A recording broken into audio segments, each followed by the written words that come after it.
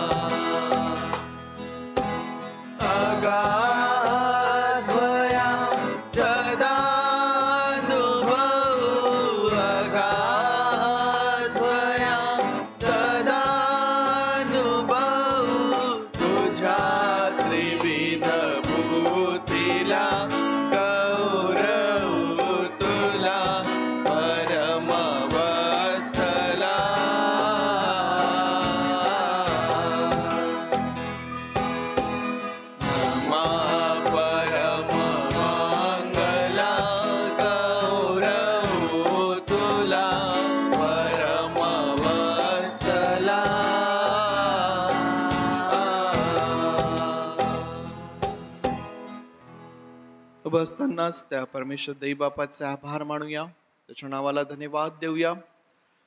मागील आठवडाभर त्याने आपल्या प्रत्येकाचा सांभाळ केला, आपली काळजी घेतली, आपलं संरक्षण केलं, आपल्या जाण्या येण्यामध्ये त्याने आपलं सहाय्य केलं, आपली प्रत्येक गरज त्या देवबापाने पूर्ण केली, आरोग्य त्याने दिलं. आज भक्ती करण्याकरिता ही सुंदर संधी त्याने दिली. होय प्रभूचे, आज देवबापा आम्ही सर्व गोष्टींसाठी तुझे आभार मानित तुझ्या समोर येतो. पवित्र देवबापा, तुझ्या सर्व उपकारांसाठी आम्ही तुझे आभार मानतो प्रभू, तुझ्या प्रेमासाठी. पवित्र देवबापा, तुझ्या कृपेसाठी, तुझ्या सर्व आशीर्वादांसाठी आम्ही तुझे आभार मानतो. पवित्र देवबापा, आज आम्हा प्रत्येकाला तुझ्या भक्ती मंदिरामध्ये येऊन तुझी भक्ती करण्याची सुंदर संधी तू दिलीस प्रभू. आम्ही तुला धन्यवाद देतो, तुझी स्तुती करतो आणि तुझ्या नावाला उंचावितो प्रभू. पवित्र देवबापा, आजच्या या भक्तीमध्ये ही विशेष करून शिक्षक विशेष भक्ती असताना परमेश्वर देवबापा, माझी विनंती आहे तुला, आज भक्ती मंदिरामध्ये येणाऱ्या प्रत्येक शिक्षकाला तू विशेष आशीर्वादित कर प्रभू. पवित्र देवबापा, आम्ही तुझ्या उपस्थितीमध्ये येत असताना आमची विनंती आहे की तू आम्हावरती दया कर प्रभू, आमच्या अपराधांची आम्हास क्षमा कर. आणि परमेश्वर देवबापा, तुला हवी तशी भक्ती करण्याकरिता तू आम्हा प्रत्येकाचं सहाय्य कर, आम्हा प्रत्येकाचं सहाय्य कर प्रभू. जे आज आमचे प्रियजन दुःखनाईत आहेत, आजारी आहेत, बिछाण्यावर आहेत, अशा प्रत्येकालाही तू स्पर्श कर, उत्तम आरोग्य तू दे प्रभू, तुझं गौरव तू करून घे. जी तुझी लेकरं मार्गात आहे त्यांचं देखील सहाय्य कर. देवबापा, आज या भक्तीच्या वेळेमध्ये तुझ्या लेकरांच्या येण्यात आणि परत जाण्यात तुझं संरक्षण आणि उत्तम प्रकारचं वातावरण आम्ही मागत आहोत प्रभूचे. आजची सर्व भक्ती तुझ्या हातांमध्ये सोपवेत, ही प्रार्थना आमचा प्रभू येशू याच्या नावात मागतो, म्हणून तू ऐक. आमेन आमेन. बसूया आपण. आजच्या या शिक्षक दिन विशेष उपासनेमध्ये आपणा सर्वांचं आणि विशेष करून सर्व शिक्षकांचं विशेष स्वागत आहे. निश्चित परमेश्वर देवबापाने जी सेवा आपणाला दिलेली आहे ती सेवा करत असताना परमेश्वराचं सहाय्य तुम्ही अनुभवित आहात आणि परमेश्वराचं गौरव तुमच्या जीवनाकडून होत आहे. आजच्या या शिक्षक दिन उपासनेमध्ये जेव्हा आम्ही समोर जातो, आम्हाला माहिती आहे की उत्तम गुरु आमचा प्रभू येशू ख्रिस्त आहे ना. तो राजांचा राजा आहे, तो प्रभूंचा प्रभू आहे, तो वैद्यांचा वैद्य आहे, तो आमचा उत्तम शिक्षक देखील आहे. आणि म्हणून त्या प्रभूला सर्व गौरव सन्मान आपण देऊया. आम्ही जरी विशेष उपासना म्हणतो, परंतु आमच्या प्रत्येक उपासनेचं सर्व गौरव हे परमेश्वराला असतं. आमच्या प्रत्येक विषयातून, आमच्या प्रत्येक उपासनेमधून आपण त्या प्रभू परमेश्वराच्या नावाला आपण उंचावित असतो. आणि म्हणून आपणा सर्वांना येणारे गीत आहे उपासना संगीतामधून, ख्रिस्त गुरु माऊली ग माय माझी ख्रिस्त गुरु माऊली, हे गीत गात आपण देवबापाला गौरव आणि सन्मान देऊया.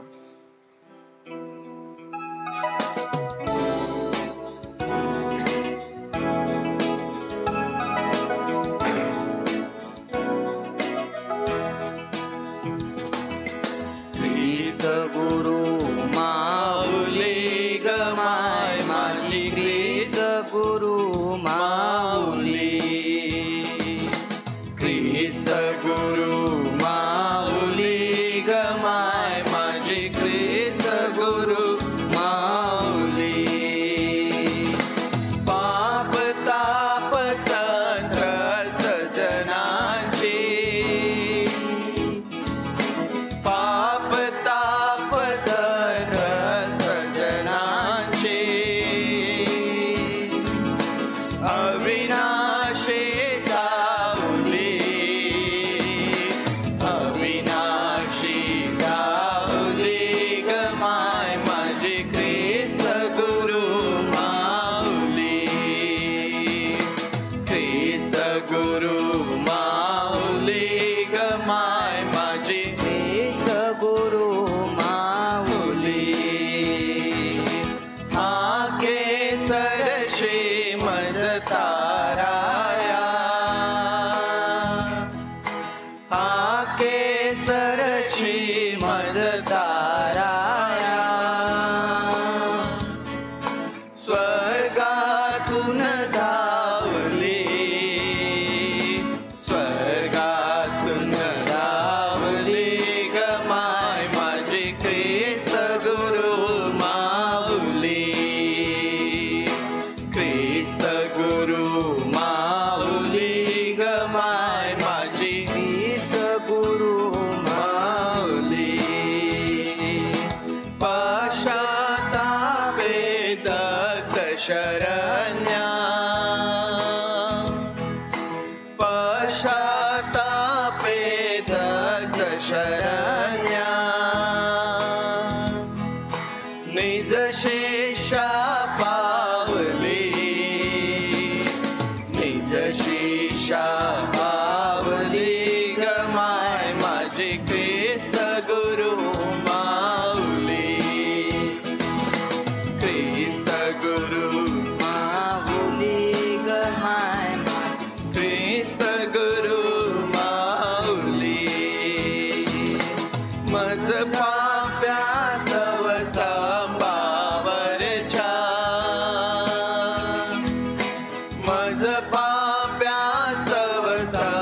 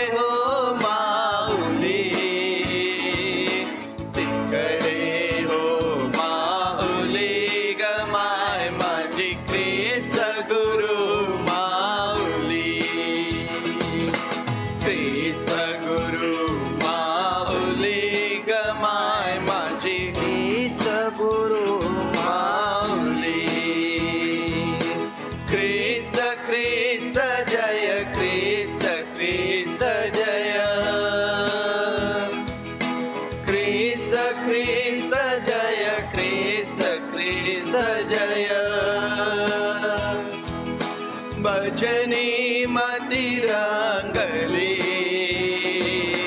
भजनी मती रंगली गमाय माझी ख्रिस्त गुरु माऊली, ख्रिस्त गुरु माऊली गमाय माझी ख्रिस्त गुरु माऊली. ज्याच्याकडे सर्व ज्ञानाचा साठा आहे तो आमचा प्रभू परमेश्वर, जो मनुष्याला सुज्ञ बनवितो, ज्याचं भय मनुष्याला सुज्ञ बनवितं, त्या परमेश्वराला गौरव सन्मान देऊया. आणखीन एक गीत आपण गाऊया उपासना संगीतामधून 764 नंबरचं. जगाच्या बागेत जीवनाची मोठ, मोठ करी ख्रिस्त चालवितो. बऱ्याच दिवसांनंतर गातोय आपण हे गीत, सर्वजण मिळून गाण्याचा प्रयत्न करूया.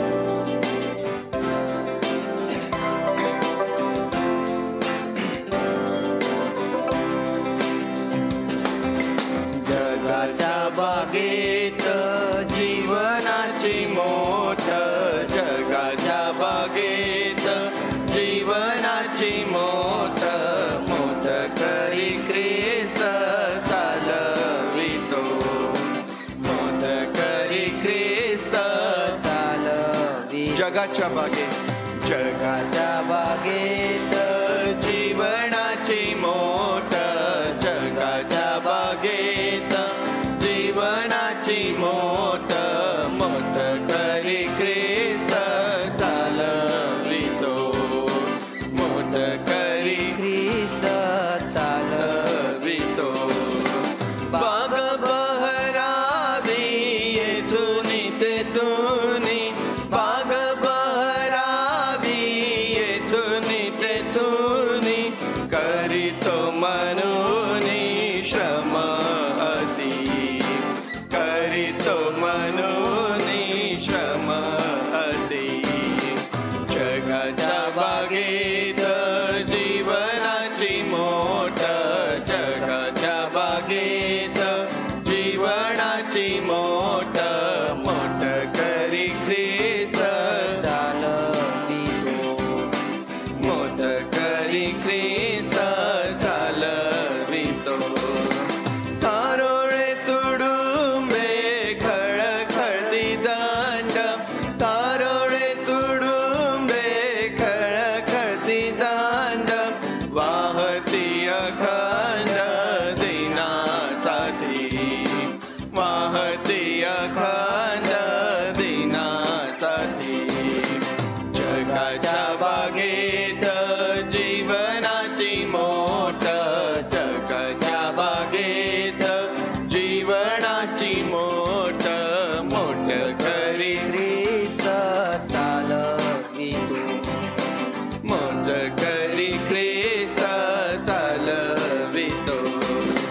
कोणतेही झाड न जावे जळून, कोणतेही झाड न जावे जळून, धरी इच्छा मनी मोठ करी, धरी इच्छा मनी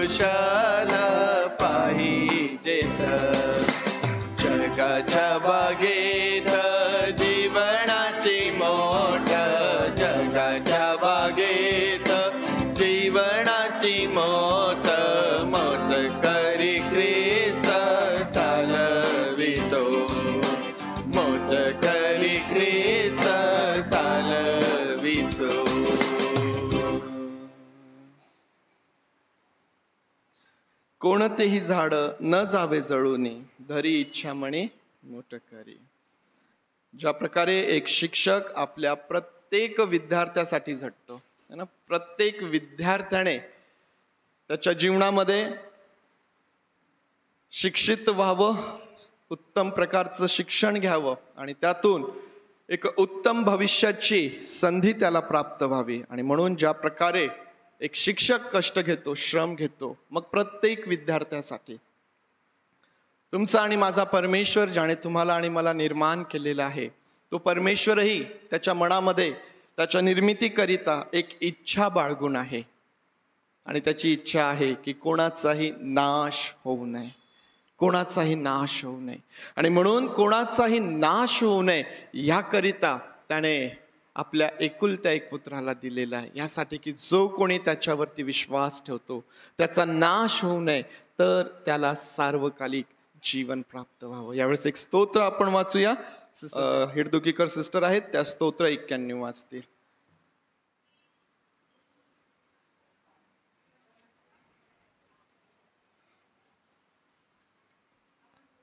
वाचूया. सर्व सामर्थ्याच्या पंखाखाली आश्रय, जो परात्पराच्या गुप्तस्थळी वसतो, तो सर्व सामर्थ्याच्या सावलीत राहील. परमेश्वराला मी माझा आश्रय, माझा दुर्ग असे म्हणतो. तोच माझा देव, त्याच्यावर मी भाव ठेवतो. कारण मी पारध्याच्या पाशापासून, घातक मरीपासून तुझा बचाव करील. तो तुझ्यावर पाखर घालील, त्याच्या पंखाखाली तुला आश्रय मिळेल. त्याचे सत्य तुला ढाल व कवच आहे. रात्रीच्या समयीचे भय, दिवसा सुटणारा बाण, काळोखात फिरणारी मरी, भर दुपारी नाश करणारी पटकी, यांची तुला भीती वाटणार नाही. तुझ्या बाजू सहस्त्रवधी पडले, तुझ्या उजव्या हातास लक्षावधी पडले, तरी ती तुला भिडणार नाही. मात्र तुझ्या डोळ्यांना ती दिसेल आणि दुर्जनांना प्राप्त होणारे प्रतिफळ तुझ्या दृष्टीस पडेल. कारण परमेश्वर माझा आश्रय आहे असे म्हणून तू परात्पराला निवासस्थान केले आहे. म्हणून कोणतेही अरिष्ट तुझ्यावर येणार नाही, कोणतीही व्याधी तुझ्या तंबूजवळ येणार नाही. कारण तुझ्या सर्व मार्गात तुझे रक्षण करण्याची तुझ्याविषयी तो आपल्या दिव्यदूतांना आज्ञा देईल. तुझ्या पायांना धोंड्याची ठेच लागू नये म्हणून ते तुला आपल्या हातावर झेलून धरतील. तू सिंह व नाग ह्यांच्यावर पाय देऊन चालशील, तरुण सिंह व अजगर ह्यांना तुडवीत चालशील. माझ्यावर त्याचे प्रेम आहे म्हणून मी त्याला मुक्त करीन. त्याला माझ्या नावाची जाणीव आहे म्हणून मी त्याला उच्च स्थळी सुरक्षित ठेवीन. तो माझा धावा करील तेव्हा मी त्याला उत्तर देईन. संकट समयी मी त्याच्या जवळ राहीन. मी त्याला मुक्त करील, मी त्याला गौरव देईन. त्याला दीर्घायुष्य देऊन तृप्त करीन. त्याला मी सिद्ध केलेल्या तारणाचा अनुभव घडवीन. देवा वाचलेल्या वचनावर आशीर्वाद देव.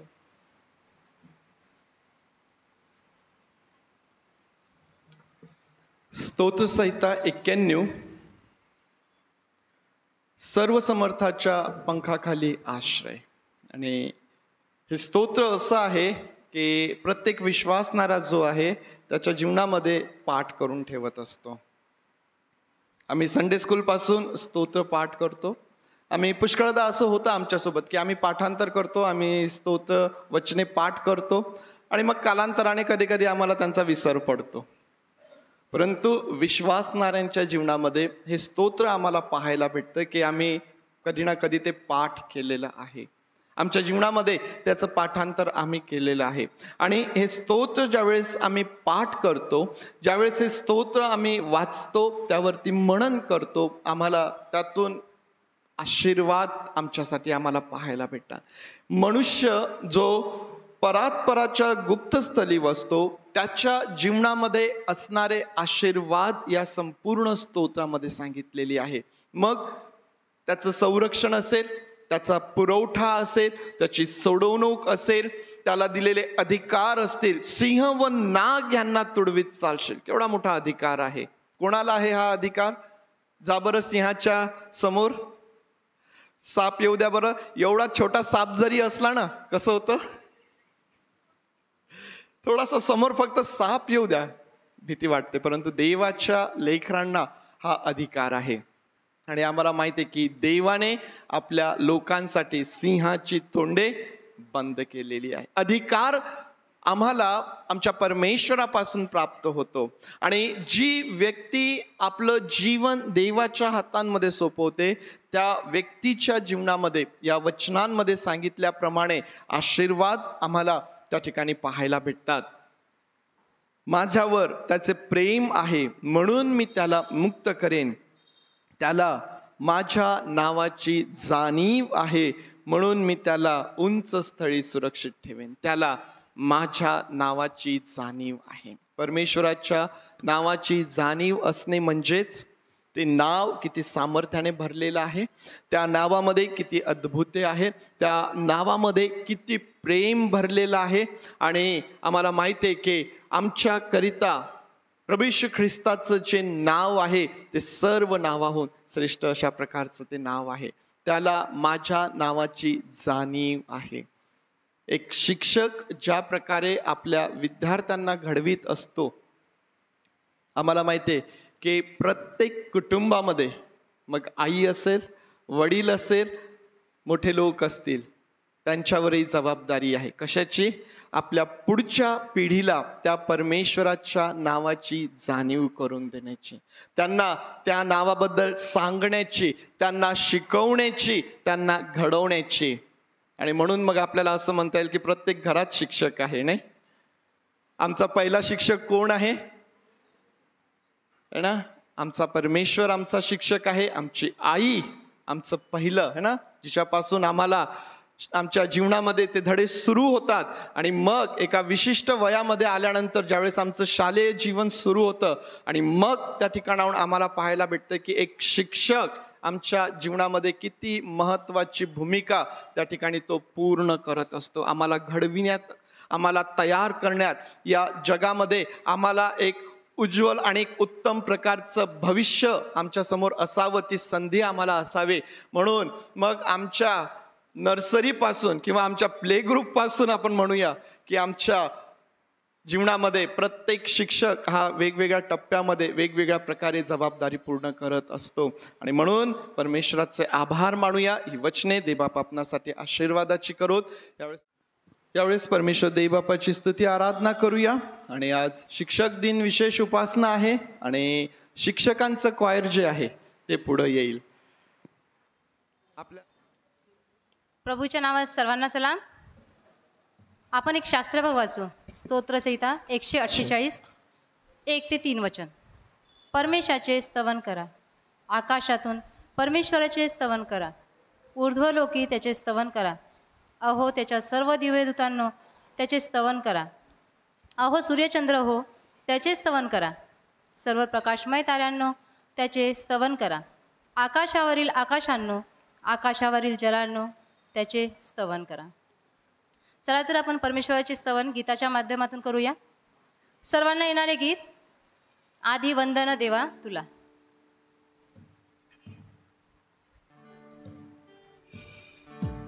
आधी वंदन देवा तुला, आधी वंदन ख्रिस्ता तुला. तू आहे जगा वेगळा, तू आहे जगा वेगळा. आधी वंदन देवा तुला, आधी वंदन ख्रिस्ता तुला. तू आहे जगा वेगळा.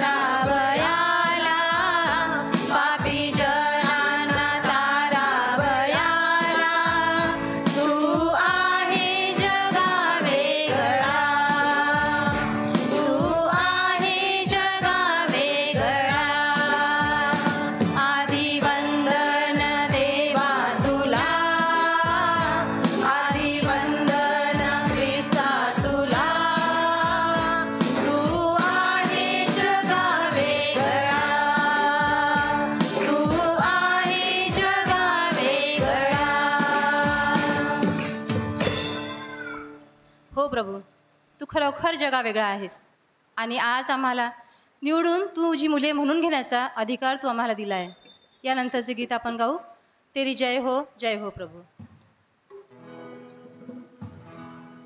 तेरी जय हो प्रभु, हर दिन सुबह और शाम. तेरी जय हो प्रभु,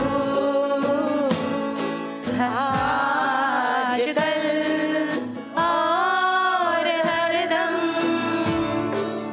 तेरी जय हो प्रभु, हर दिन सुबह और शाम. तेरी जय हो प्रभु, आज कल और हरदम. तू प्रभु कृपालु है, तू बड़ा दयालु है. विलंब से क्रोध करता है, तू करुणा निधान है. हो तू प्रभु कृपालु है, तू बड़ा दयालु है. विलंब से क्रोध करता है, तू करुणा निधान है. तेरी जय हो प्रभु,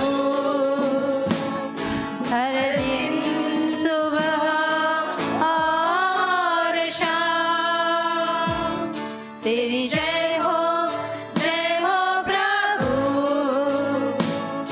आज कल और हरदम. तू हमारे साथ है, तू बड़ा सामर्थी है. उद्धार करने में पराक्रमी है. प्रेम का तू सागर है. ओ तू हमारे साथ है, तू बड़ा सामर्थी है. उद्धार करने में पराक्रमी है. प्रेम का तू सागर है. तेरी जय हो प्रभु, हर दिन सुबह और शाम. तेरी जय हो प्रभु, आज कल और हरदम.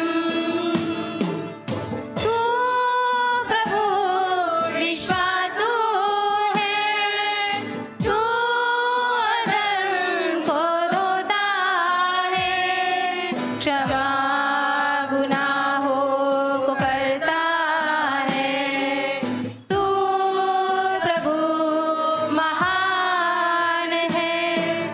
ओ तू प्रभु विश्वासु है, तू अधर्म को धोता है. क्षमा गुनाहों को करता है. तू प्रभु महान है. तेरी जय हो प्रभु, हर दिन सुबह और शाम. तेरी जय हो प्रभु, आज कल और हरदम. परमेश्वर आमचा गुरु, आमचा उंच गड असा आहे. आपल्या आश्रयदात्याला गौरव देत आपण पुढील गीत गाऊ. सर्वांना येणारे गीत आहे, प्रभू ख्रिस्त माझा गुरु. प्रभू ख्रिस्त माझा गुरु, माझ्या जीवनाचे दारू. प्रभू ख्रिस्त माझा गुरु, माझ्या जीवनाचे दारू. माझ्या जीवनाचे दारू, माझ्या जीवनाचे दारू. प्रभू ख्रिस्त माझी नौका, नसे आशितांना धोका. प्रभू ख्रिस्त माझी नौका, नसे आशितांना धोका. नसे आशितांना धोका, नसे आशितांना धोका. ख्रिस्त माझा किल्ला गड, भारते तो येता जड. ख्रिस्त माझा किल्ला गड, धारा देतो येता जड. धारा देतो येता जड, धारा देतो येता जड. प्रभू ख्रिस्त माझी वाट, जाते स्वर्ग लोका नीट. प्रभू ख्रिस्त माझी वाट, जाते स्वर्ग लोका नीट. जाते स्वर्ग लोका नीट, जाते स्वर्ग लोका नीट. ख्रिस्त माझा मेंढपाळ, करी प्रीतीने सांभाळ. ख्रिस्त माझा मेंढपाळ, करी प्रीतीने सांभाळ. करी प्रीतीने सांभाळ, करी प्रीतीने सांभाळ. प्रभू ख्रिस्त माझा गुरु, माझ्या जीवनाचे दारू. प्रभू ख्रिस्त माझा गुरु, माझ्या जीवनाचे दारू.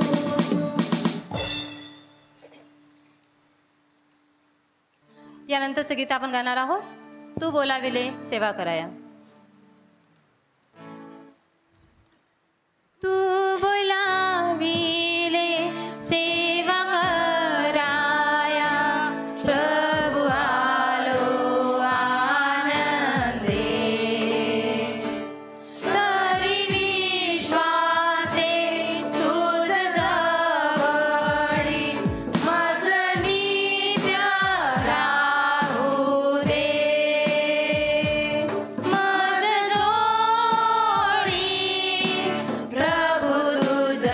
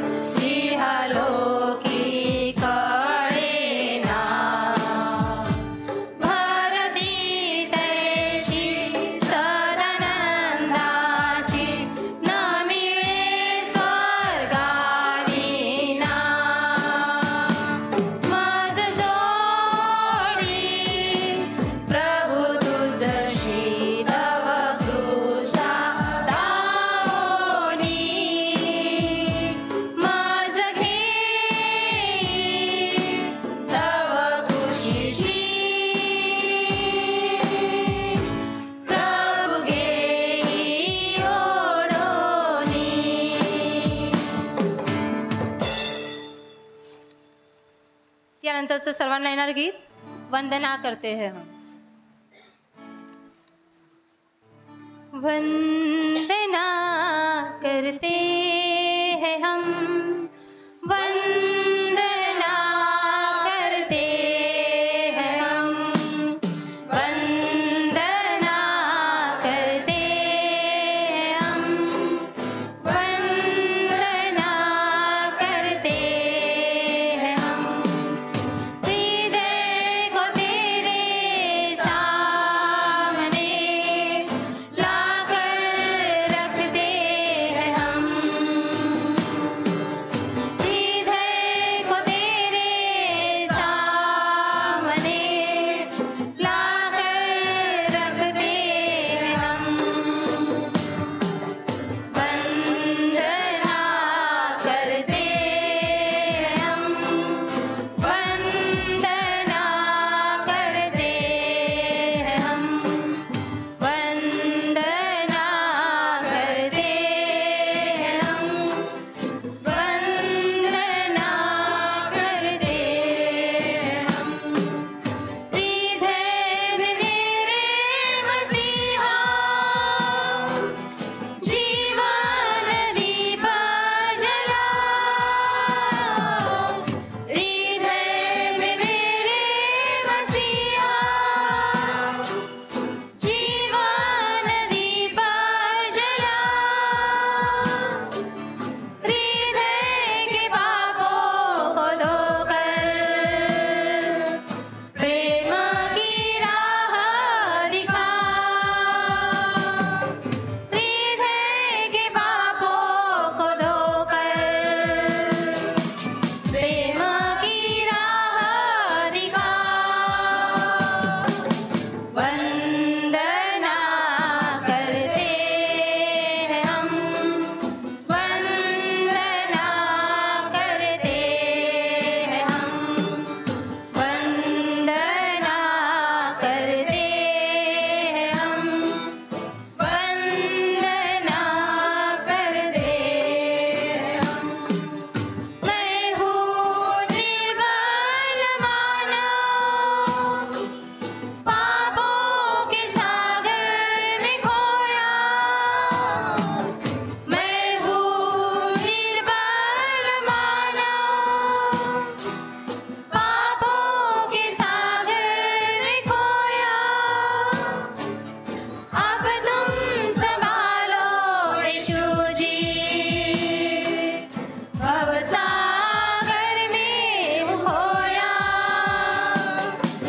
अब तुम संभालो यीशु जी,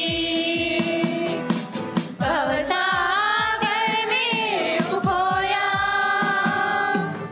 वंदना करते हैं हम, वंदना करते हैं हम, वंदना करते हैं हम, वंदना करते हैं हम.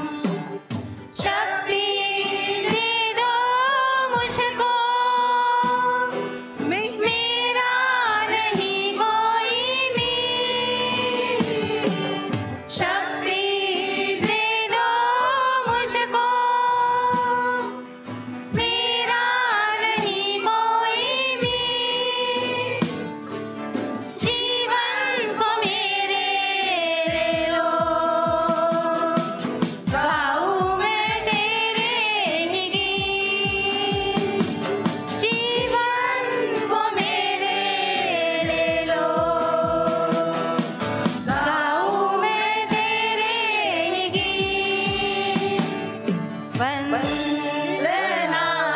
करते हैं हम, वंदना करते हैं हम, वंदना करते हैं हम, वंदना करते हम. यावेळेस आपण सर्वजण उभे राहूया. प्रार्थनेत जाऊया आपण. क्या तुम भी टूट गए हो? हमेशा याद रखिए, परमेश्वर टूटी हुई चीज़ों का इस्तेमाल करता है, क्योंकि अच्छी और ज़्यादा फसल पैदा करने के लिए टूटी हुई मिट्टी की ज़रूरत पड़ती है, और अच्छी बारिश के लिए टूटे हुए बादल की ज़रूरत है, और रोटी के लिए टूटे हुए अनाज की आवश्यकता पड़ती है।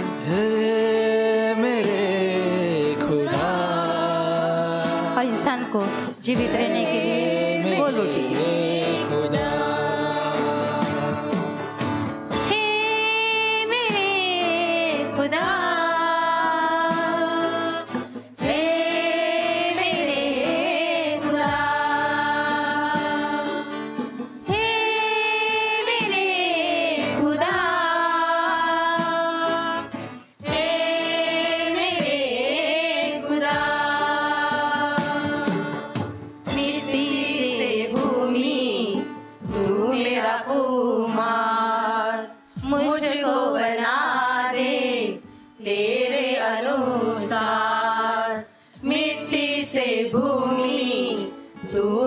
कुमार मुझको बना दे तेरे अनुसार। चाहे सजा दे मुझको, चाहे तू दे तेरा प्यार। हे मेरे खुदा, हे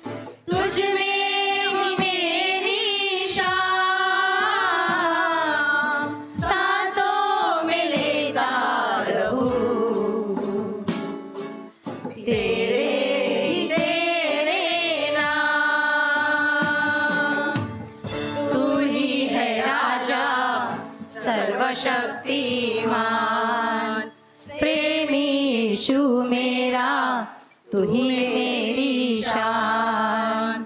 तू ही है राजा सर्वशक्तिमान प्रेमी यीशु मेरा, तू ही मेरी शान। खुदा कृपा कर मुझ पर, प्रभु तू कर चमत्कार।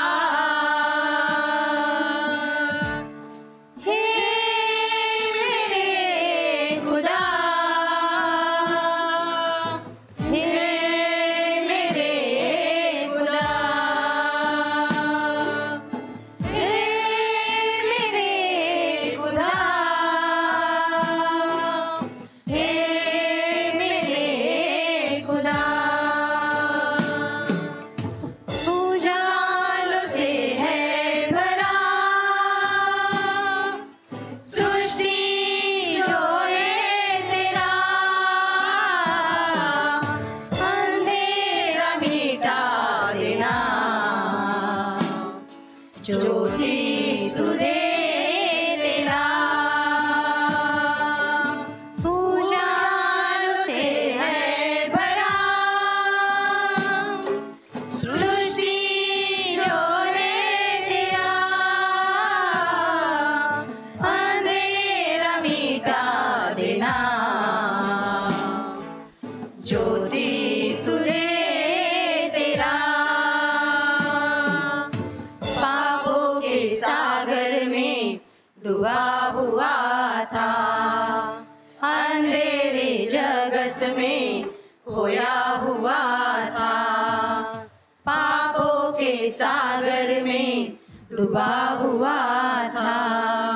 अंधेरे जगत में खोया हुआ था।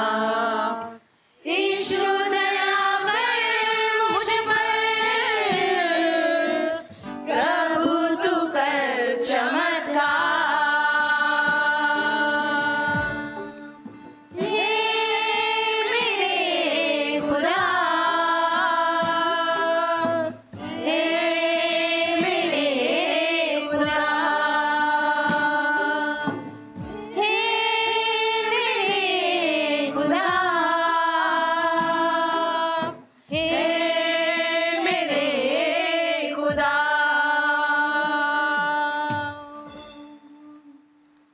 धन्यवाद धन्यवाद धन्यवाद प्रभू.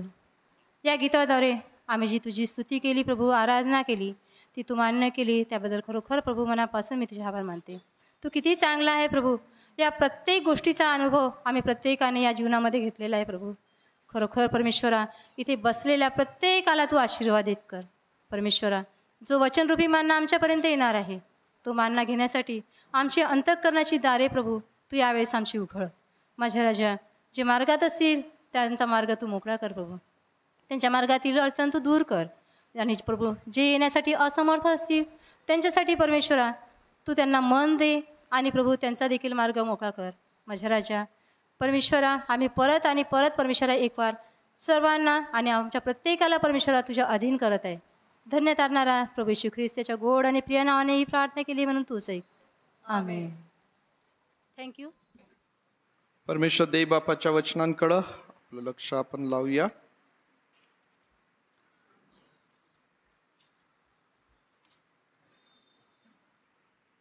या प्रार्थना करूया. पवित्र आणि प्रेमळ देव बापा, आम्ही तुझे आभार मानतो, स्तुती करतो तुझ्या उपस्थितीसाठी. देव बापा, तुझ्या उपस्थितीमध्ये आम्ही आहोत आणि परमेश्वर देव बापा, पुन्हा एकदा तुझ्या उपस्थितीमध्ये जेव्हा आम्ही तुझं वचन वाचतो देव बापा, ज्यावेळेस आम्ही त्यावरती मनन करतो, तू आमचं सहाय्य कर. आम्हास कृपा पुरव. तुझं वचन समजण्यासाठी, ते स्वीकारण्यासाठी आमचं सहाय्य कर आणि आमची सुधारणूक तू कर प्रभू. मी तुझं मनापासून आभार मानतो आणि प्रार्थना प्रभू येशू याच्या नावात मागतो म्हणून तू ऐक. आमेन आमेन. नेहम्याचं पुस्तक आपल्या समोर आपण ठेवूया.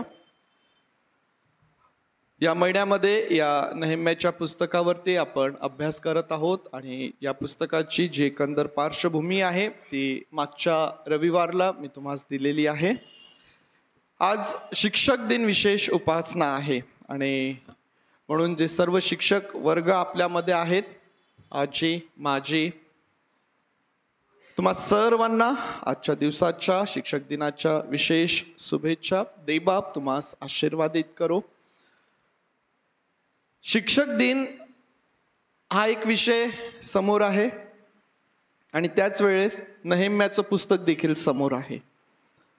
हे दोन विषय ज्यावेळेस समोर आहेत आणि या दोन विषयांच्या संदर्भात विचार करत असताना या दोन्ही विषयांसंदर्भात म्हणजे या दोन्ही विषयांना आपण कसं घेऊन जायचं, दोन्ही विषयांवरती आपण कसं बोलायचं, या दिशेने विचार करीत असताना नेहम्याच्या पुस्तकामधून जो 8वा अध्याय आहे तो माझ्या समोर आहे.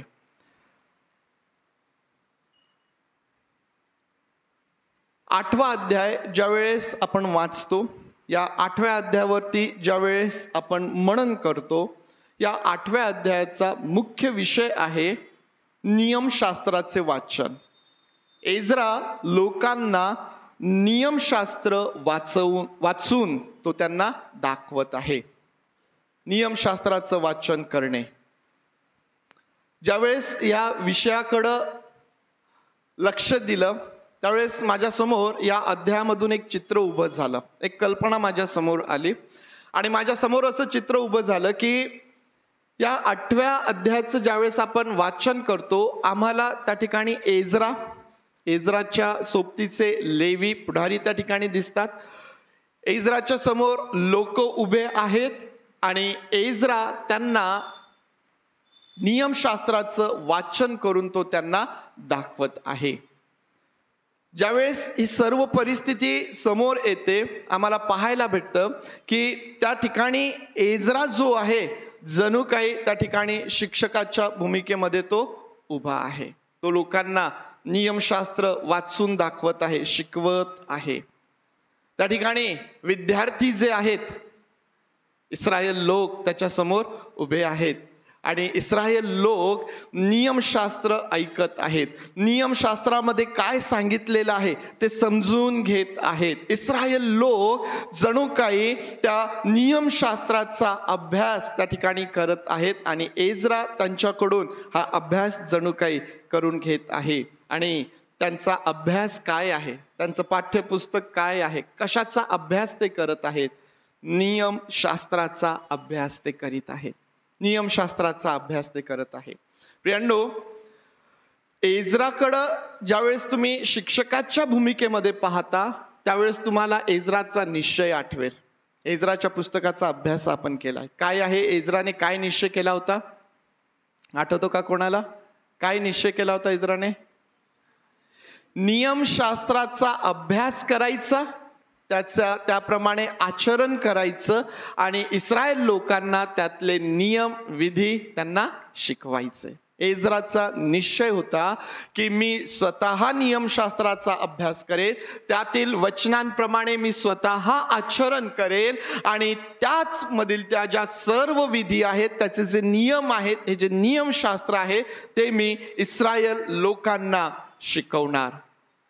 त्याने केलेला निश्चय आणि देवाने त्याला दिलेली संधी. प्रियांनो, तुम्ही आणि मी जे चांगले निश्चय करतो ना, आम्ही जे चांगले निश्चय करतो, आम्ही आमच्या जीवनामध्ये जे काही चांगलं करण्याचं ठरवतो ना, प्रियांनो, परमेश्वराचं सहाय्य त्यामध्ये आम्हाला प्राप्त होतं. कारण आम्हाला माहित आहे की विचार करणे, योजना करणे मनुष्याकडे आहे. तुमच्या आणि माझ्या मनामध्ये रोज अनेक विचार आहेत, अनेक कल्पना आहेत, पुष्कळ काही आमच्या मनामध्ये आहे, परंतु कार्यसिद्धी करणारा मात्र परमेश्वर आहे. आणि परमेश्वर देव आमच्या मनातील सर्व चांगल्या गोष्टी, सर्व चांगले विचार, सर्व हिताचे संकल्प जे आहेत ते सिद्धीस नेणारा तो आमचा परमेश्वर आहे.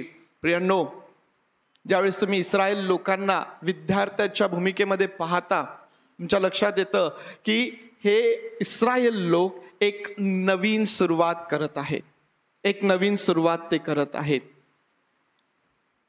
परमेश्वराच्या विरुद्ध ते वागलेत, बंड केला, गुलामगिरीमध्ये गेले, बंदिवासामध्ये गेले.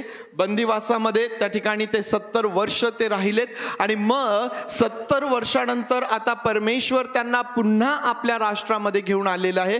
पुन्हा त्यांच्या त्या पूर्वपदावरती तो त्यांना घेऊन आलेला आहे आणि इस्रायल लोक एक नवीन सुरुवात करत आहे. आणि ही सुरुवात ते करीत असताना आम्हाला पाहायला भेटतं की ते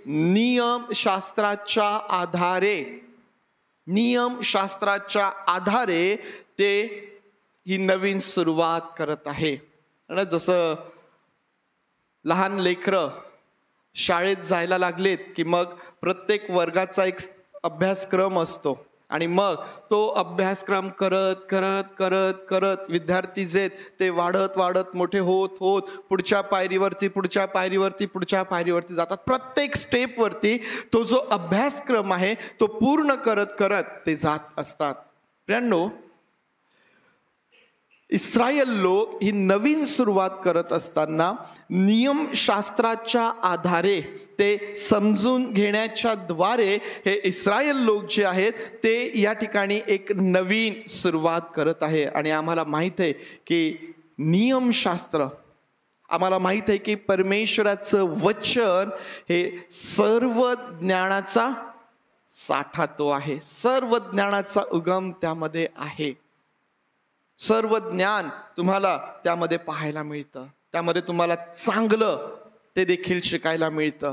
त्यामध्ये काय वाईट आहे ते देखील तुम्हाला त्या ठिकाणी पाहायला भेटतं. परमेश्वराचं वचन इतकं स्पष्ट आहे, मी तुमच्या समोर चांगलं आणि वाईट ठेवलेलं आहे. मी तुम्हाला त्या गोष्टी सांगितलेल्या आहेत. मी तुमच्यासमोर जीवन ठेवलेलं आहे, मी तुमच्यासमोर मरण ठेवलेलं आहे. आणि आता तुम्हाला निवडून घ्यायचं आहे. तुम्ही चांगलं निवडता की वाईट निवडता? तुम्ही जीवन निवडता की तुम्ही मरण निवडता? नियमशास्त्र, परमेश्वराचं वचन आम्हाला चांगलं निवडण्यासाठी, जीवन निवडण्यासाठी ते आम्हाला उत्तेजन देणारं आहे. एक नवीन सुरुवात जेव्हा हे लोक करत आहे, देवाच्या वचनानुसार, त्या वचनामधून जणू काही त्याच्या आधारे हे लोक त्या ठिकाणी ही नवीन सुरुवात करत आहे. ज्यावेळेस तुम्ही हा 8वा अध्याय वाचता, या 8व्या अध्यायामध्ये तुम्हाला पाहायला भेटेल की इस्रायल लोक स्वतः त्या ठिकाणी एकत्र आलेत. एज्राच्या समोर ते आलेत आणि ते म्हणतात एज्राला, मोशेकृत देवाचं जे नियमशास्त्र आहे, जे मोशेच्या द्वारे देण्यात आलेलं आहे, ते घेऊन या. लोक स्वतः त्या ठिकाणी एज्राला सांगतात की ते नियमशास्त्र घेऊन या, ते नियमशास्त्र आम्हाला सांगा, ते आमच्या समोर वाचा, ते आम्हाला समजून सांगा. आणि मग त्या ठिकाणी एज्रा जो आहे हा ते नियमशास्त्र त्या ठिकाणी घेऊन येतो. आणि असं म्हटलेलं आहे की त्या लाकडी पिठावरती, त्या पुलपिटवरती, त्या लाकडी पिठावरती उभा राहून लोकांपेक्षा उंच अशा ठिकाणी हा एज्रा उभा आहे. आणि आता तो लोकांना नियमशास्त्राचं वाचन करून दाखवत आहे. आज जेव्हा हा 8वा अध्याय आम्ही आमच्या समोर ठेवत आहोत, ज्यावेळेस नियमशास्त्राचं वाचन हा विषय आमच्या समोर आहे, प्रियांनो, या नियमशास्त्राचं वाचन केल्याचा परिणाम त्या ठिकाणी काय आहे, त्या परिणामांवरती आपण आज आपलं लक्ष केंद्रित करीत आहोत. ते परिणाम त्या ठिकाणी काय आहेत त्याकडं आपलं लक्ष आपण लावूया प्रियांनो. आणि म्हणून जो पहिला परिणाम आम्हाला पाहायला भेटतो, नियमशास्त्राचं वाचन चालू आहे. एज्रा त्या ठिकाणी आपल्या इस्रायल लोकांसमोर ते नियमशास्त्र वाचून दाखवत आहे. आणि मग वचन 9 मध्ये आम्हाला वाचायला भेटतं, मग नेहेम्या तिर्षाता प्रांताधिपती, एज्रा याजक, शास्त्री आणि लोकास शिकविणारे लेवी हे सर्व लोकांना म्हणाले, हा दिवस तुमचा देव परमेश्वर याच्या प्रित्यर्थ पवित्र आहे, तर शोक करू नका, रडू नका, कारण ते लोक नियमशास्त्रातील वचने ऐकून रडू लागले होते. पहिला परिणाम, नियमशास्त्राचं वाचन सुरू असताना, नियमशास्त्र ते ऐकत असताना, त्यामधली वचने ते ऐकत असताना काय झालं, ते रडू लागलेत. ऐकणारे लोक त्या ठिकाणी रडू लागले, ते शोक करू लागले.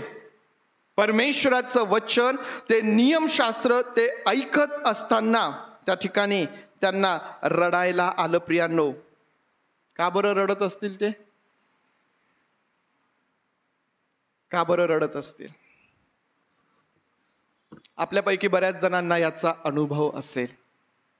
आपल्यापैकी बऱ्याच जणांना याचा अनुभव आपल्या जीवनात असेल की जेव्हा आम्ही देवाचं वचन ऐकतो, जेव्हा आम्ही देवाचं वचन योग्य मनस्थितीने ऐकतो आणि जेव्हा देवाचं वचन आमच्या अंतःकरणाशी बोलू लागतं, प्रियांनो, आम्हापैकी बऱ्याच जणांना हा अनुभव असेल की आमच्या डोळ्यातून अश्रू येतात, आम्ही रडू लागतो.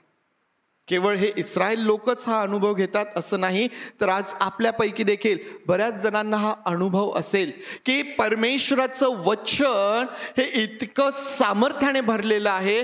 जेव्हा परमेश्वराचं वचन आमच्या अंतःकरणाशी भिडतं, जेव्हा परमेश्वराचं वचन आमच्या अंतःकरणाची पकड घेतं, जेव्हा परमेश्वराचं वचन आमच्या अंतःकरणामध्ये काम करतं, प्रियांनो, परमेश्वराचं वचन प्रियांनो इतक्या सामर्थ्याने भरलेलं आहे की त्याचे परिणाम आम्हाला दिसू लागतात. हे लोक जे आहेत ते नियमशास्त्र ऐकत असताना, त्यामधली वचने ऐकत असताना ते लोक त्या ठिकाणी रडू लागलेत.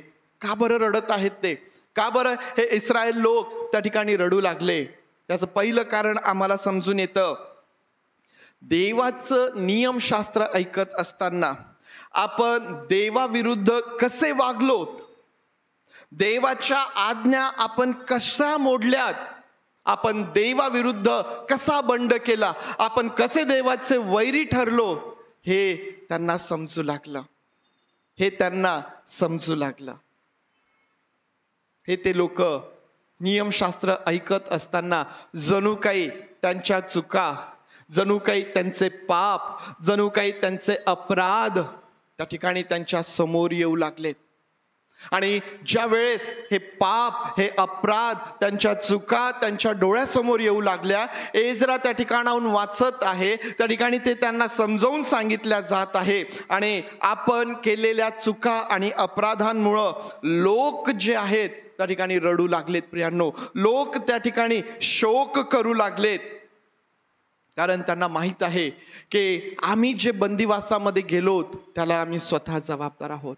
आमचं आणि आमच्या पिढीचं जे नुकसान झालं, आमच्या मुलाबाळांनी ज्या गोष्टी सहन केल्या, जो त्रास आम्हाला झाला, त्यासाठी आम्ही स्वतः जबाबदार आहोत. आम्ही देवाचं वचन पाळलं नाही, आम्ही अवज्ञा केली, आम्ही देवाच्या वचनाविरुद्ध वागलो आणि म्हणून त्याचा परिणाम जो आम्ही सहन केलेला आहे, आज आम्ही ज्या अवस्थेमध्ये आहोत त्यासाठी आम्ही स्वतः जबाबदार आहोत. खूप चांगल्या अवस्थेत होते का ते लोक? खूप चांगल्या अवस्थेत होते का ते लोक? आम्ही पाहिलं नेहम्या त्या शूशन राजवाड्यामध्ये असताना त्याला इस्रायल लोकांची बातमी मिळाली की ते दुर्दशेत आहेत. ते लोक दुर्दशेत आहेत. कोट पडलेला आहे, त्या ठिकाणी त्यांची निर्भत्सना चालू आहे. दुर्दशेत ते लोक आहेत. कोण जबाबदार आहे त्याला? या परिस्थितीला जबाबदार कोण आहे? आम्ही स्वतः त्याला जबाबदार आहोत. हे त्यांच्या लक्षात आलं. आज आमच्या मुलाबाळांची जी अवस्था आहे त्याला आम्ही स्वतः जबाबदार आहोत. कारण आम्ही देवाच्या विरुद्ध वागलोत, आम्ही देवाच्या आज्ञा मोडल्यात आणि त्याचा परिणाम म्हणून आज आमची ही परिस्थिती त्यांना त्या ठिकाणी समजून येत आहे. आणि म्हणून ते लोक त्या ठिकाणी शोक करत आहेत, ते लोक त्या ठिकाणी रडत आहेत. प्रियांनो, आम्हाला माहित आहे की परमेश्वराचं जे वचन आहे ना, परमेश्वराचं वचन आम्हाला आमच्या अपराधांची, आमच्या चुकांची जाणीव करून देते आणि त्याच वेळेस ते आम्हाला सुधारणुकीची संधी देखील उपलब्ध करते. परमेश्वराचं वचन आम्हाला केवळ दोष देते असं नाही. देवाचं वचन केवळ आम्हाला दोषी ठरवून आम्हाला शासन, आम्हाला शिक्षा एवढ्यापुरतीच नाही, तर देवाचं वचन आमचे अपराध आम्हास दाखवून आम्हाला आमच्या जीवनामध्ये सुधारणुकीची संधी उपलब्ध करून देत असते.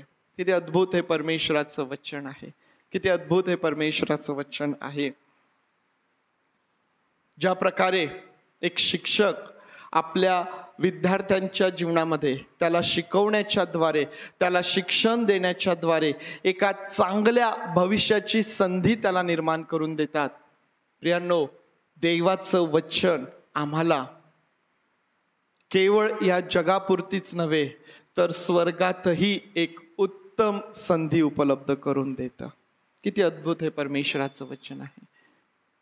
देवाचं वचन ज्यावेळेस आम्ही ऐकतो, देवाचं वचन ज्यावेळेस आम्ही स्वीकारतो, देवाच्या वचनाप्रमाणे ज्यावेळेस आम्ही आचरण करतो, प्रियांनो, केवळ या जगातच नव्हे तर त्या स्वर्गातही आम्हाला एक उत्तम ओळख निर्माण करण्याची संधी देवाचं वचन आम्हाला उपलब्ध करून देत असतं. प्रियांनो, आणि म्हणून आमच्या जीवनामध्ये या देवाच्या वचनांचं विशेष महत्व आणि विशेष स्थान आम्हाला त्या ठिकाणी पाहायला भेटतं. प्रियांनो, दुसरा परिणाम त्या ठिकाणी काय झाला?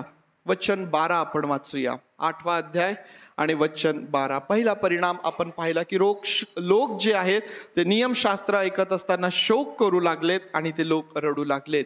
वचन 12 मध्ये असं म्हटलेलं आहे, नंतर सर्व लोक खाणेपिणे करण्यास, एकमेकास ताटे वाढून पाठवण्यास व मोठा उत्सव करण्यास निघून गेले, कारण जी वचने त्यांना वाचून दाखवली होती ती त्यांना समजली होती. प्रियांनो, आता या ठिकाणी काय होत आहे? हा दुसरा परिणाम आहे. पहिला परिणाम काय आहे? लोक रडू लागलेत, लोक शोक करू लागले. दुसरा परिणाम काय आहे?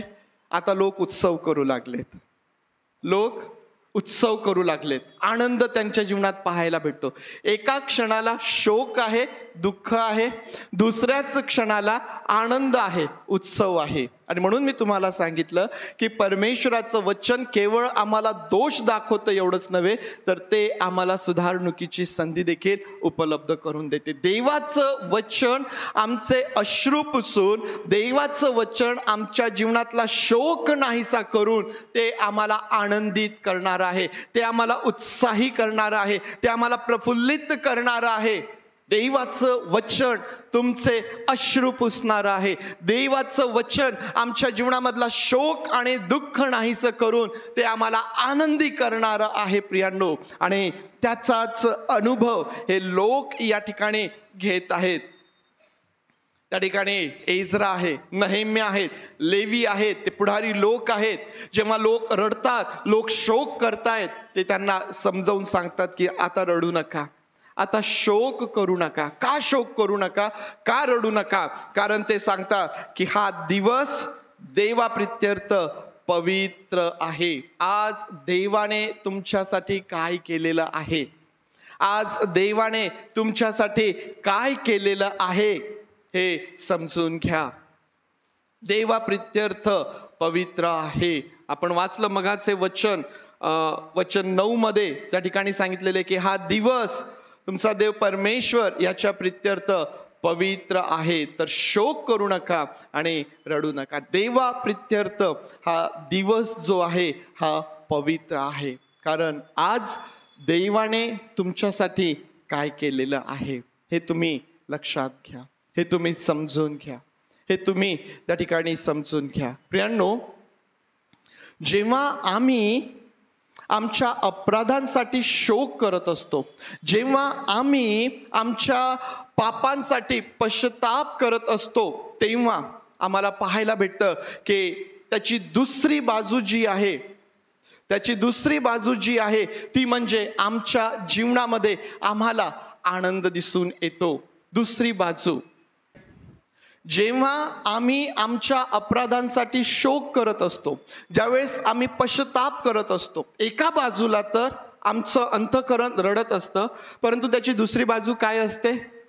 त्याची दुसरी बाजू ही असते की आम्ही देवासाठी आनंद करीत असतो. कारण आम्ही कोणासाठी रडत आहोत, आम्ही कोणासाठी पश्चाताप करत आहोत? आमच्या परमेश्वरासाठी. आणि म्हणून आमच्यासाठी हे फार महत्वाचं आहे. या ठिकाणी त्यांना सांगितलं जातं की नियमशास्त्रातील वचने ऐकून तुम्ही रडू नका. या वचन 10 मध्ये असं म्हटलेलं आहे, तुम्ही उदास राहू नका, कारण परमेश्वराविषयीचा जो आनंद तोच तुमचा आश्रय दुर्ग आहे. परमेश्वराविषयीचा आनंद कसा आहे? परमेश्वराविषयीचा आनंद, एका बाजूला आमच्या अपराधांसाठी शोक आहे, पश्चाताप आहे, परंतु दुसऱ्या बाजूला परमेश्वराविषयीचा आनंद, आणि तोच आमचा आश्रय दुर्ग आहे, ज्यामध्ये आमचं संरक्षण आहे आणि ज्यामध्ये आम्हाला सर्व प्रकारचं सहाय्य आम्हाला प्राप्त होतं. प्रियांनो, पहिली गोष्ट त्यांना सांगितली की देवा प्रित्यर्थ हा दिवस पवित्र आहे, कारण आज देवाने तुमच्यासाठी काय केलेलं आहे हे तुम्ही समजून घ्या. आज देवाने तुम्हाला जाणीव करून दिली, आज देवाने तुम्हाला जाणीव करून दिले. आज तुम्ही त्या परमेश्वराकरिता आपल्या अपराधांसाठी शोक करत आहात, तुम्ही रडत आहात, आणि ही फार महत्वाची बाब आहे. प्रियांनो, मनुष्याच्या जीवनामधला तो दिवस अतिशय आशीर्वादाचा दिवस आहे, जेव्हा मनुष्य आपल्या अपराधांसाठी रडू लागतो. मनुष्याचं रडणं, आपल्या अपराधांसाठी रडणं, आपल्या अपराधांसाठी शोक करणं, पश्चाताप करणं, तो दिवस आम्हासाठी मोठ्या आनंदाचा आणि मोठ्या आशीर्वादाचा आहे. कारण त्या शोकाचा परिणाम आमच्या जीवनामध्ये जीवन म्हणून आम्हाला पाहायला भेटतो. त्या शोकाचा परिणाम आमच्या जीवनामध्ये खरा स्वर्गीय आनंद म्हणून आम्हाला तो पाहायला भेटतो. प्रियांनो, आहे का आमच्या जीवनामध्ये तो दिवस? आहे का आमच्या जीवनामध्ये तो दिवस? आज आमचं वय काहीही असेल, आम्ही लहानपणापासून वयाच्या कुठल्याही टप्प्यात असो, आठवतो का असा दिवस आमच्या जीवनामध्ये की ज्या दिवशी मी परमेश्वरासमोर रडलो, मी शोक केला, होय प्रभू मी चुकलो, होय प्रभू मी हा अपराध केला, हो प्रभू मी हे पाप केलं, होय प्रभू तुला न आवडणारी ही गोष्ट मी केली आणि त्यासाठी आज मी तुझ्या समोर रडत आहे का असा दिवस आमच्या जीवनामध्ये? जर आहे तर तुम्ही धन्य आहात, जर आहे तर तुम्ही धन्य आहात, कारण तो दिवस तुमच्या जीवनामधला सर्वात आनंदाचा दिवस आहे प्रियांनो. जर अजूनही आला नसेल, जर अजूनही आला नसेल तर परमेश्वरासमोर गुडघे टेका,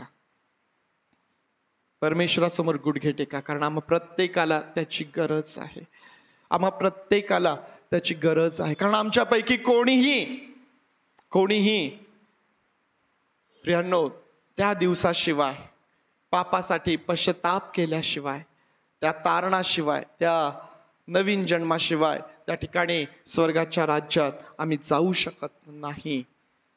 आजचा दिवस हा तारणाचा दिवस आहे, आजचा दिवस हा तारणाचा दिवस आहे.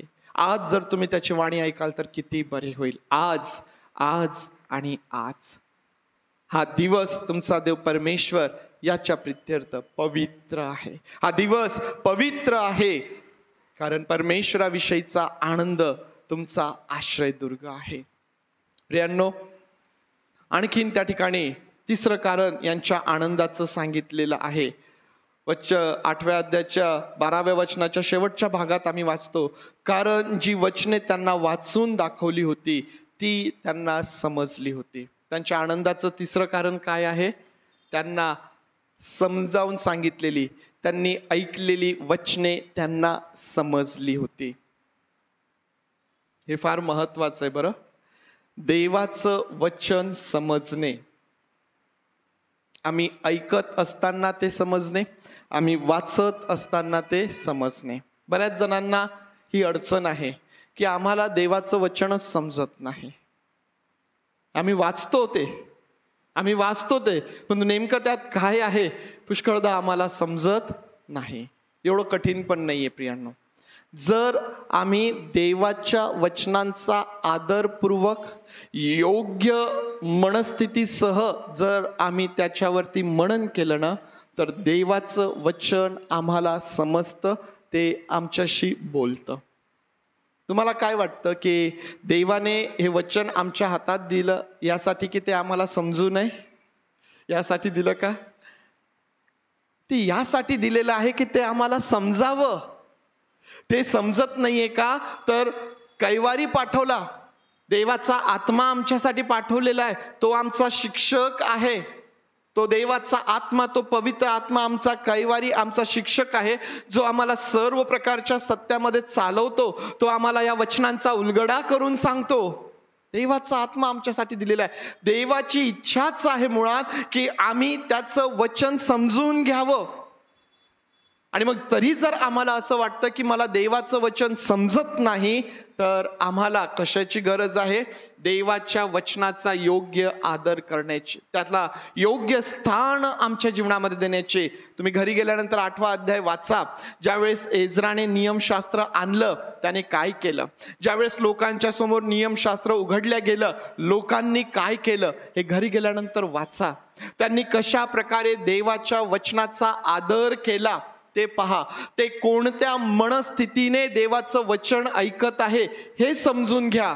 तुमच्या लक्षात येईल की आम्हाला वचन समजण्यासाठी काय करण्याची गरज आहे, आम्हाला वचन समजण्यासाठी काय करण्याची गरज आहे हे तुम्हाला त्या ठिकाणी समजून येईल. प्रियांनो, देवाचं वचन हे आमच्या जीवनामध्ये ज्यावेळेस आम्हाला समजून येतं ना, ते आमच्या जीवनामध्ये बदल घडवून आणतं. त्यांना देवाचं वचन समजलं म्हणजे नेमकं काय झालं आता त्या ठिकाणी?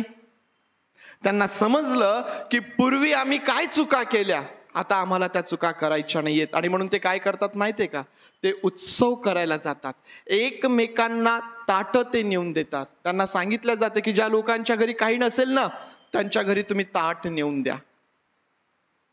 जशी स्वतःवर तशी आपल्या शेजाऱ्यावर प्रीती कर, नियमशास्त्र आम्हाला सांगतं. जशी स्वतःवर तशी आपल्या शेजाऱ्यावर प्रीती कर. प्रभू येशू ख्रिस्ताने देखील ही आज्ञा आमच्या समोर ठेवलेली आहे. जशी स्वतःवर तशी आपल्या शेजाऱ्यांवर. आम्ही पूर्वी ती प्रीती केली नाही, परंतु आज जेव्हा आम्ही देवाचं वचन ऐकलं, आम्ही काय करत आहोत? हे इस्रायल लोक काय करत आहेत? हे लोक जे गरजू आहेत त्यांच्यापर्यंत ताट वाढून, मिष्टान्न आहे, गोडधोड आहे, चांगल्या प्रकारचं जेवण आहे, ते त्या ठिकाणी त्यांची काळजी घेत आहे. प्रियांनो, हे देवाचं वचन आहे जे आमच्या जीवनामध्ये काम करतं. हे देवाचं वचन आहे जे आमच्या विचारांमध्ये, जे आमच्या स्वभावामध्ये, जे आमच्या वागणुकीमध्ये बदल घडवून आणतं. जे मनुष्याला शक्य नाही ते देवाच्या वचनांमधून आमच्यासाठी घडतं. प्रियांनो, ते आमच्यासाठी घडतं. ते आमच्यासाठी घडतं. आमची लेकरं आमचं ऐकत नाहीयेत का? प्रार्थना करा आणि त्यांच्यासमोर देवाचं वचन वाचा. प्रार्थना करा, देवाचं वचन वाचा, वाचत राहा. पहा देवाचं वचन त्यांच्या जीवनामध्ये किती अद्भुत अशा प्रकारचं काम करतं. त्यांना समजलं की आम्हाला आमच्या शेजाऱ्यांवर प्रीती करण्याची गरज आहे. त्यांनी ताट बनवलेत, त्यांच्या घरी नेलेत. आम्हाला देवाचं वचन समजलेलं आहे काय? आम्हाला देवाचं वचन समजलेलं आहे काय? जर आम्हाला देवाचं वचन समजलं असेल तर आमच्या मनामध्ये कोणाविषयी वैर नसेल. जर आम्हाला देवाचं वचन समजलं असेल तर आम्ही कोणालाही क्षमेसाठी अजूनही आवरून धरलेलं नसेल. जर आम्हाला देवाचं वचन समजलं असेल तर ते प्रेम आमच्या अंतःकरणामध्ये असेल. जर आम्हाला देवाचं वचन समजलं असेल तर आम्हीही आमच्या शेजाऱ्यांवरती प्रीती करणारे असणार. आम्हाला देवाचं वचन समजलेलं आहे काय? आमच्या जीवनामध्ये अजूनही वैऱ्यांची आणि शत्रूंची यादी आहे काय? जर आहे तर आम्हाला देवाचं वचन समजलेलं नाही. जर अजूनही आम्ही क्षमा करायला तयार नाहीये तर आम्हाला देवाचं वचन समजलेलं नाही. प्रियांनो, या लोकांना देवाचं वचन समजलं आणि ते आपल्या शेजाऱ्यांवरती प्रीती करू लागले. आमच्यासाठी फार महत्वाचं आहे आम्हाला देवाचं वचन समजलेलं आहे काय. कारण जर आम्हाला देवाचं वचन समजलं तर हे देवाचं वचन आमच्या विचारांमध्ये, आमच्या स्वभावामध्ये आणि आमच्या वागणुकीमध्ये बदल घडवून आणल्याशिवाय राहणार नाही. ते निष्फळ होऊन, व्यर्थ होऊन येणार नाही. आम्हाला देवाचं वचन समजलेलं आहे काय? तिसरा परिणाम प्रियांनो, संपवूया लवकर लवकर. तिसरा परिणाम जो आहे ना, वचन 18 मध्ये आम्हाला पाहायला भेटतो. नेहम्याचं पुस्तक 8वा अध्याय आणि त्याचं शेवटचं जे वचन आहे ना, पहिल्या दिवसापासून शेवटच्या दिवसापर्यंत एजरा देवाच्या नियमशास्त्राचा ग्रंथ नित्य वाची. या प्रकारे त्यांनी 7 दिवसांपर्यंत सण पाळला आणि 8व्या दिवशी विधीपूर्वक सणाचा समारोप केला. हा तिसरा परिणाम आहे. प्रियांनो, पहिला दिवस लोक समोर आलेत, एजराने नियमशास्त्राचं वाचन त्यांच्या समोर सुरू केलं आणि हे लोक ऐकत आहेत. 2 प्रहरपर्यंत ते ऐकत आहेत. लोक रडू लागले, शोक करू लागले. मग ह्या लोकांनी त्यांना घरी पाठवलं की जा, उत्सव करा, गोडधोड करा, चांगलं जेवण बनवा, ज्यांच्याकडे नाही त्यांच्याकडे तुम्ही पाठवा, त्यांची काळजी घ्या, प्रीती करा. आणि लोक मोठ्या आनंदाने वापस गेलेत.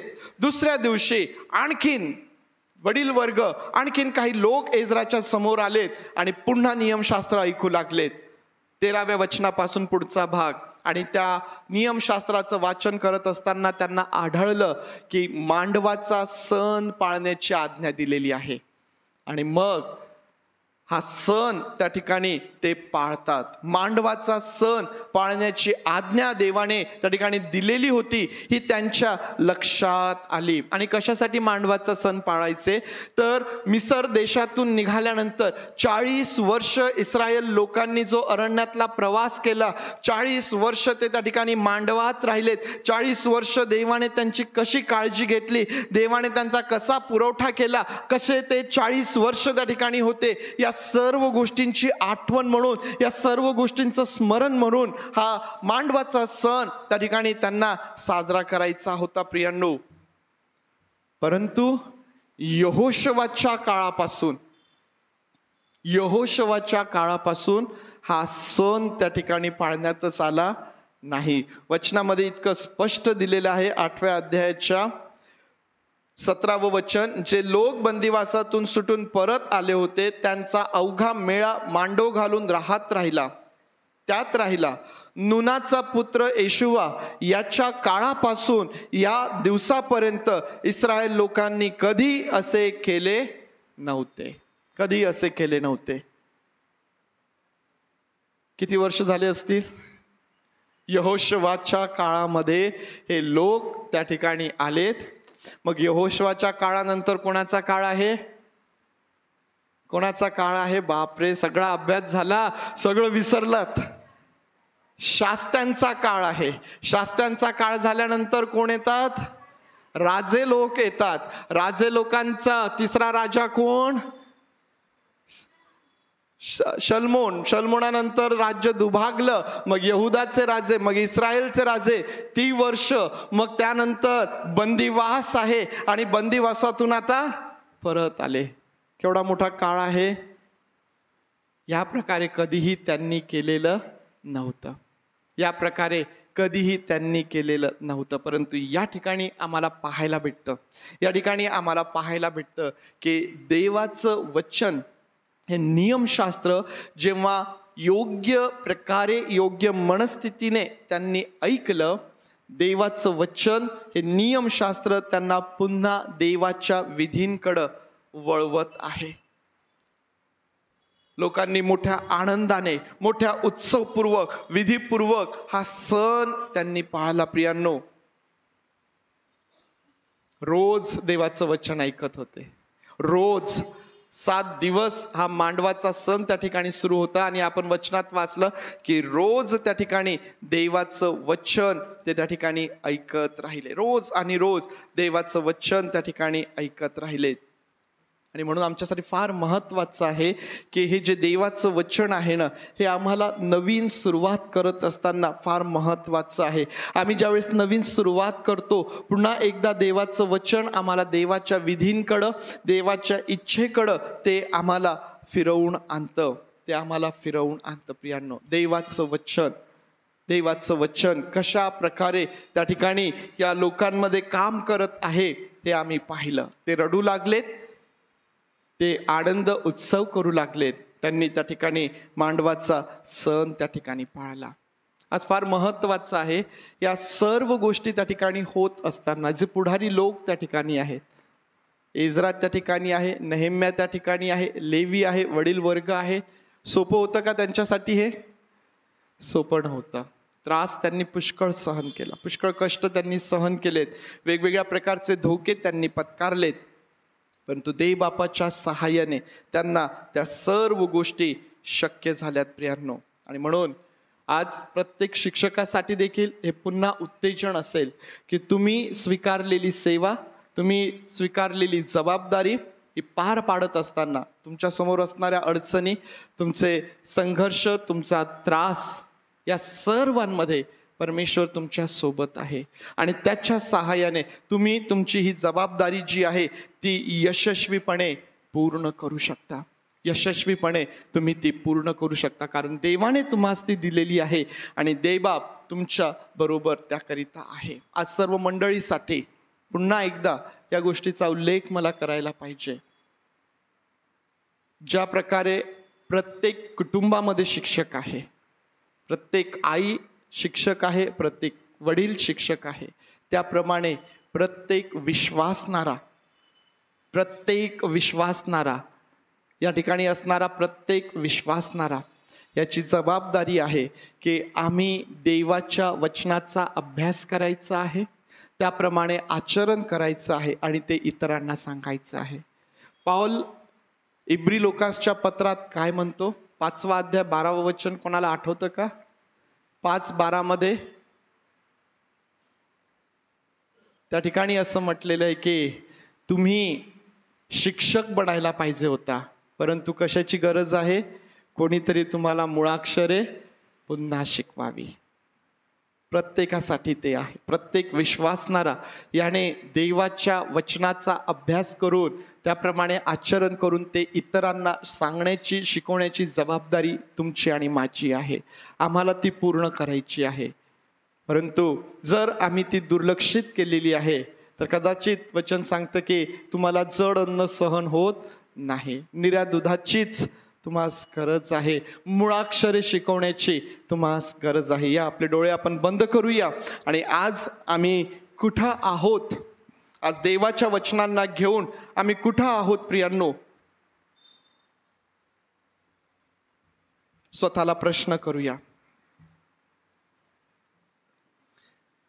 आज आठवतो का आम्हाला आमच्या जीवनामधला तो दिवस जेव्हा आम्ही आमच्या अपराधांसाठी आमच्या चुकांसाठी शोक केला, आम्ही रडलोत, पश्चातापपूर्वक आम्ही वळलोत.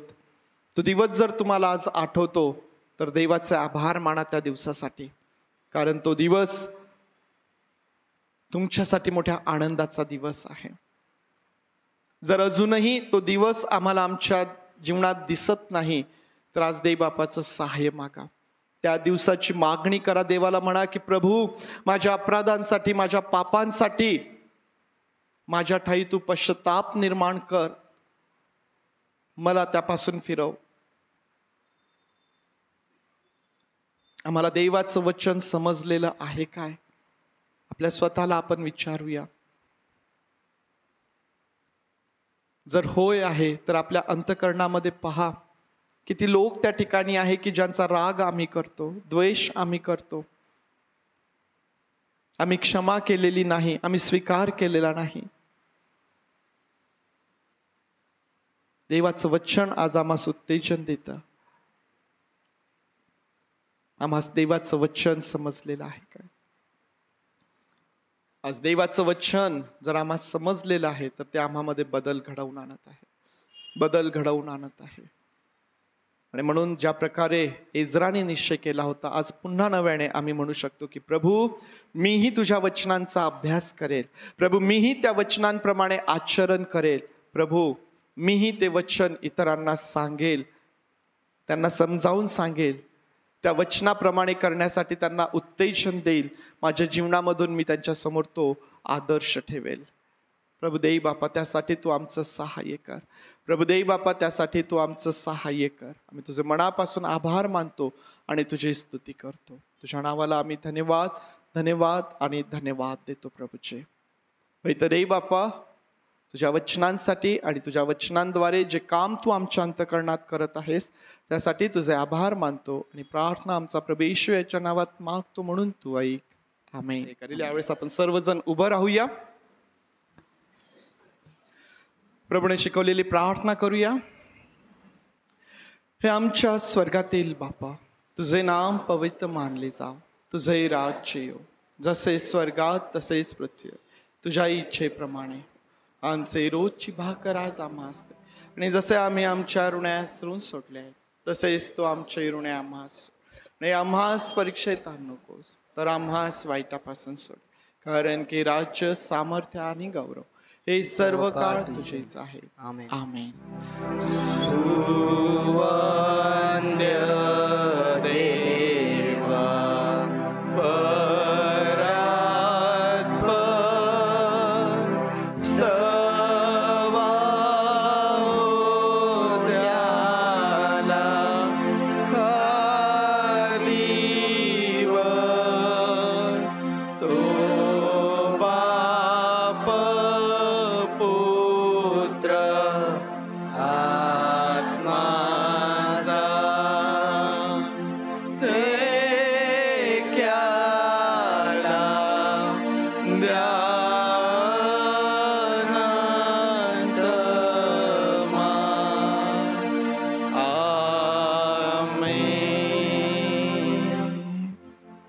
आता प्रभू येशू ख्रिस्ताची कृपा, देव बापाची प्रीती आणि पवित्र आत्म्याची सुसंगती, विशेष करून संपूर्ण शिक्षक वर्ग आणि तुम्हा सर्वांबरोबर प्रभू येशू ख्रिस्त येईपर्यंत सदोदित असो.